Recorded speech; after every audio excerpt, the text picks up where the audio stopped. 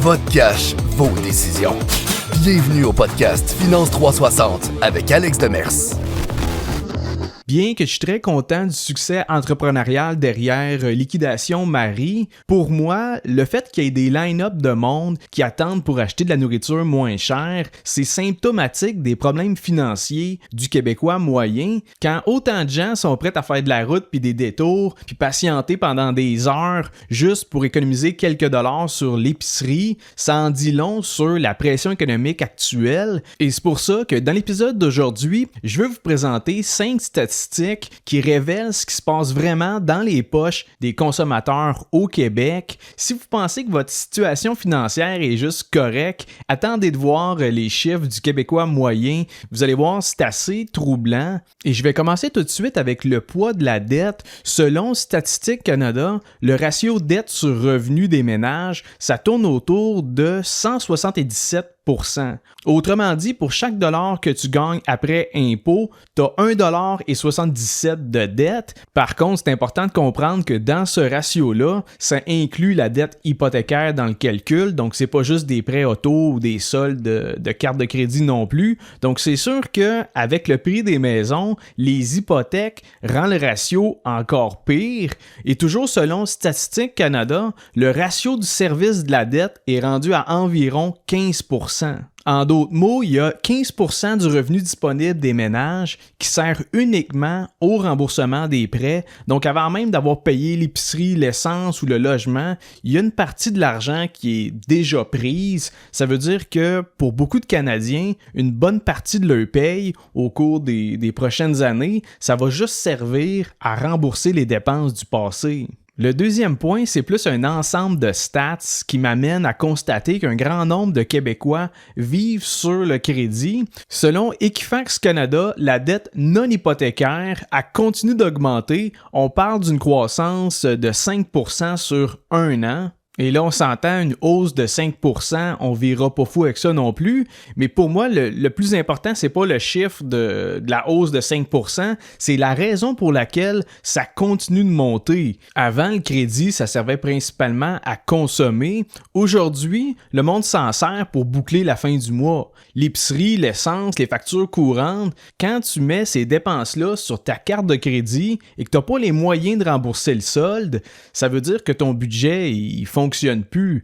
En 2026, le crédit s'est rendu une béquille. Au Canada, le solde moyen sur les cartes de crédit, ça tourne autour de 4 800$ et il y a plus de la moitié des Canadiens qui ont une dette de carte de crédit, donc un solde impayé. On s'entend, c'est une des pires formes de dette. Le taux d'intérêt annuel d'une carte de crédit, ça tourne dans les environs de 22% et si ta carte devient une extension de ton revenu, c'est une extension qui coûte très cher. Au Canada, la dette étudiante moyenne est de 30 000$ pour un diplôme universitaire et de 17 000$ pour des études collégiales. Ça veut dire que beaucoup de gens commencent leur vie d'adulte avec une dette de plusieurs milliers de dollars dans un contexte qui est déjà difficile et généralement les jeunes diplômés, ça commence pas avec des gros revenus. Donc sous la pression du coût de la vie, ils vont continuer d'ajouter d'autres dettes et malheureusement, ça sera pas long qu'ils vont se retrouver avec un prêt auto puis avec un solde impayé sur leur carte de crédit en plus de leur prêt étudiant. Et là, en plus, avec l'augmentation du taux de chômage au Québec, ça risque de devenir plus difficile de se trouver une job. Donc ça, c'est un autre facteur qui va venir rendre la vie encore plus difficile de ceux qui viennent de sortir de l'école. Et c'est ce qui m'amène à vous parler de la troisième statistique. Selon un récent sondage, il y a environ 47% des Canadiens qui vivent paye par paye. Ça veut dire que pour quasiment la moitié du monde, si leur paye ne rentre pas, ils peuvent plus payer facture. Et ça, c'est pas juste inconfortable. Ça change complètement ta façon de penser parce que quand tu es en mode survie, tu réfléchis pas à long terme, tu t'arranges juste pour passer au travers du mois. Concrètement, il y a bien des gens qui reportent l'épargne en se disant que ça va aller mieux plus tard. Et encore une fois, en attendant, ça finance leurs besoins de base avec du crédit. Et ajoutez à ça le logement qui est devenu une des plus grosses pressions financières pour les Québécois depuis les dernières années. Juste pour vous donner un exemple concret, selon la SCHL à Montréal, on parle d'une hausse des loyers qui est entre 60 à 70% depuis 2019. Donc faites le calcul, si votre loyer passe de 1200 $ à 2000 $, même si votre salaire y augmente de 2-3% par année, vos finances personnelles se détériorent. C'est malheureux, mais au Canada, les dépenses des ménages augmentent plus vite que leurs revenus. Et ça, c'est un phénomène insidieux parce que on le voit pas de semaine en semaine, mais année après année, votre pouvoir d'achat diminue. C'est-à-dire que les Québécois travaillent autant qu'avant, en fait probablement même plus, mais leur situation financière ne s'améliore pas. Et si on passe au 4e point, maintenant, accumuler un coussin financier, c'est quasiment rendu une mission impossible pour une grande partie des ménages. Selon la firme de sondage Ipsos, près de la moitié des gens sont à 200 $ ou moins de l'insolvabilité. D'ailleurs, on peut le voir au niveau des chiffres, là, il y a une forte augmentation du nombre de faillites au Canada depuis plus d'1 an. Et une autre observation qu'on peut faire, c'est qu'il y a plusieurs personnes qui doivent piger dans leurs économies ce qu'ils avaient mis de côté pour justement arriver à tout payer à la fin du mois. Donc, même ceux qui avaient réussi à avoir un fonds d'urgence sont tranquillement pas vite en train de le vider, en train de le perdre. Et ça, c'est critique parce que sans coussin financier, la moindre dépense imprévue, ça devient une crise. Et derrière ça, il y a un problème qui est encore plus profond.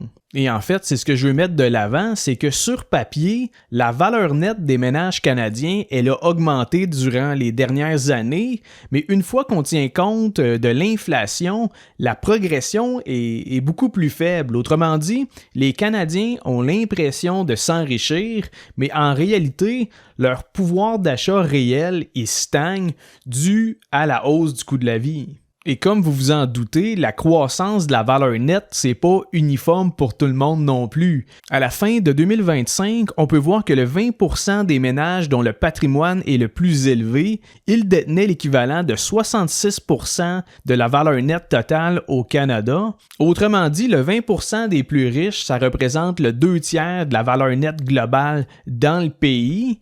Et de l'autre côté, le 40% des ménages les moins nantis, eux autres, ils représentent seulement 3% de la valeur nette. Et logiquement, tout ça, ça se reflète également dans le taux d'épargne. La proportion de gens qui disent de ne plus être capables d'épargner, elle a fortement augmenté au courant de la dernière année. On parle d'un bond important, ce qui montre que de plus en plus de ménages n'ont tout simplement plus de surplus à la fin du mois. Donc, sans faire de bruit, c'est toute une génération qui est en train de décrocher financièrement, et non pas par manque de discipline, mais plutôt par manque de marge de manœuvre. Et c'est ce qui m'amène à terminer avec le 5e point.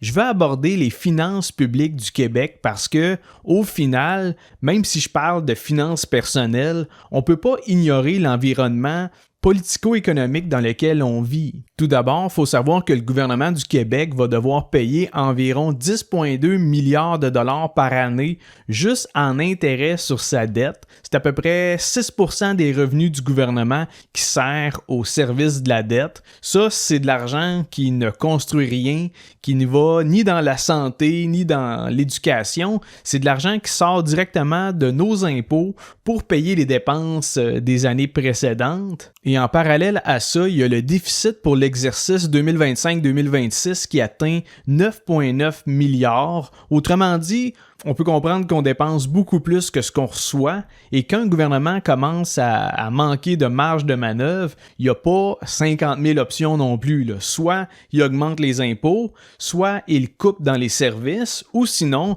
ils n'ont juste pas le choix de continuer de s'endetter. Et là, ça fait à peu près 2 ans qu'on peut voir que le gouvernement du Québec commence à chercher à couper un peu. Il y a un resserrement budgétaire, il y a un gel d'embauche dans une partie de la fonction publique, ce qui réduit les coûts, beaucoup, mais c'est ce qui met également plus de pression sur les employés qui sont restés en place. Là. Pour ceux qui travaillent dans le secteur public, ça veut dire faire plus avec moins. Et on se rappelle qu'il y a eu un nombre élevé aussi de grèves et de manifestations au Québec depuis les 2-3 dernières années. Et c'est normal, les employés y négocient pour avoir un salaire plus élevé pour suivre le coût de la vie. Et ça amène le gouvernement à accepter des ententes, même si, dans le fond, il n'y a pas les moyens de payer. Encore une fois, ce n'est pas de la faute de ceux qui travaillent au public, mais ça rajoute quand même de la pression sur l'État du fait que l'État gère mal ses finances. Il faut comprendre que quand le gouvernement doit consacrer plus de 10 milliards par année juste à payer des intérêts, c'est notre argent, à vous, à moi, qui sert à pas grand-chose. Dans le fond, c'est le prix à payer pour avoir toléré de l'endettement collectif. Et là, on arrive au bout de l'élastique. Donc, la leçon qu'on peut tirer de ça, c'est que si le gouvernement a de la difficulté à gérer ses finances, assurez-vous que les vôtres sont solides parce que c'est pas le gouvernement certain qui va venir vous aider. Et pour conclure, je suis conscient que d'entendre toutes ces statistiques-là, ça peut être déprimant, mais l'objectif de l'épisode, c'est plus de se conscientiser sur la réalité financière du Québécois moyen. De votre côté, si vos finances ne sont pas aussi précaires que le reste du monde, dites-vous que vous faites partie de la minorité. Des fois, on est tellement coincé dans notre écosystème fermé qu'on oublie qu'il y a beaucoup de gens qui vivent dans la pauvreté. Et là, je parle pas de quelqu'un qui a pas les moyens de voyager. Je parle de quelqu'un qui a de la misère à payer son loyer puis son épicerie. Moi, quand je vois les stats pour les ménages canadiens, je me sens privilégié de ne pas vivre de stress financier, d'avoir de l'argent de côté, puis surtout d'avoir l'opportunité de bâtir de la richesse. Bref, j'espère qu'après avoir entendu ces chiffres-là, vous avez réalisé que votre situation financière n'est pas si pire que ça. J'espère que ça vous a fait réaliser que malgré l'illusion, malgré ce qu'on peut voir autour de nous, les gens n'ont pas tant d'argent à dépenser, même si tu peux en voir dans des grosses autos, même si tu en vois dans des restaurants. Dans les faits, pour la plupart des gens, au niveau financier, c'est beaucoup plus précaire depuis une couple d'années. Et sur ce, je termine l'épisode d'aujourd'hui. J'espère que vous avez apprécié le contenu. Si c'est le cas, je vous invite à laisser un 5 étoiles sur Spotify ou à vous abonner sur ma chaîne YouTube et on se revoit mardi prochain pour un autre épisode de Finance 360.